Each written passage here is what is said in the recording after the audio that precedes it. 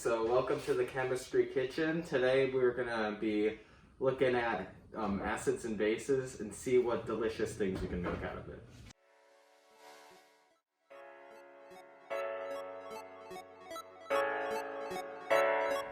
So we are going to be baking a chocolate cake using the various acids we have over here, the bases over here, and the other neutral ingredients as well. I've already preheated the oven to 350 to bake the cake later on.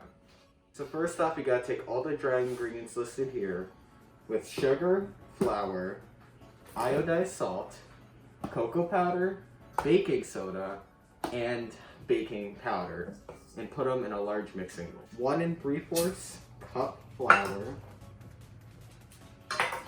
into the mixing bowl. So as our first acid, we're adding 3/4 cup cocoa powder.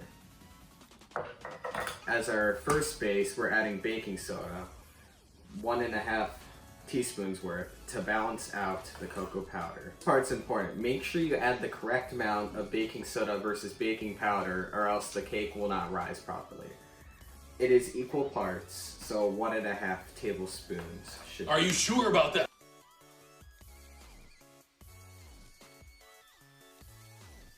We're gonna add another neutral ingredient, iodized salt. This will give a nice flavor to the ingredient. Now with all the dry ingredients added, we'll tiny whisk them together until nice and homogeneous. Now that we've done all of our dry ingredients, we are gonna add all of our wet ingredients, including milk, eggs, vanilla extract, vegetable oil, and of course water. Okay, first of all, we're gonna add 2 eggs.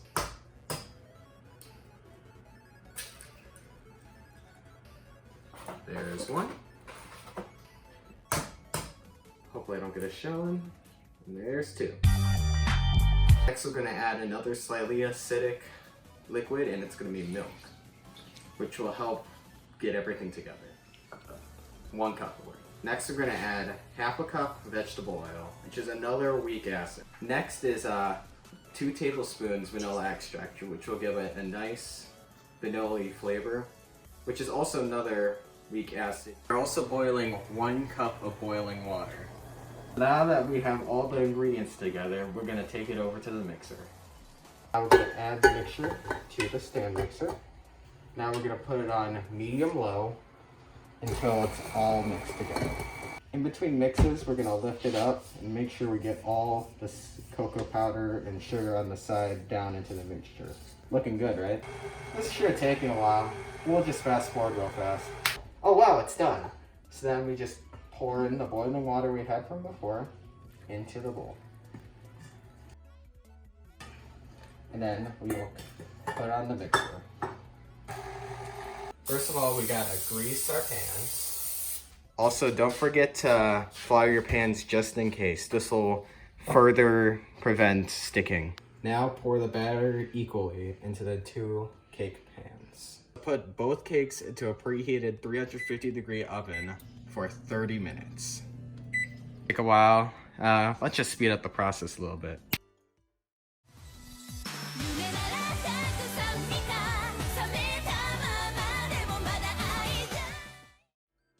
Alright, so now we're gonna make the frosting, which we have vanilla extract, milk, confectioner's or powdered sugar, butter, and salt. So both the vanilla extract and the milk are slightly acidic as before, but the butter and confectioner's sugar and the salt are neutral. First we add 8 cups of powdered sugar, then we're gonna add 4/6 of unsalted room temperature butter, or just an entire pound if you do it to the pound. Okay, so you're gonna put in a large pinch of salt, and then any flavorings to taste. Alright, now put it in your stand mixer, close it up, and start it on the lowest speed until the butter starts to incorporate with the powdered sugar.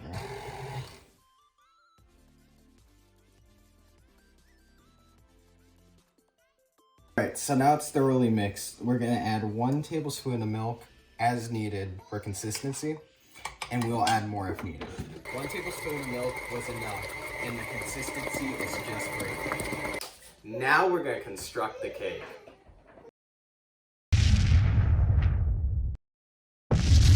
Frosted in the middle, time for the second layer. Boom. After a few hours of work, here it is.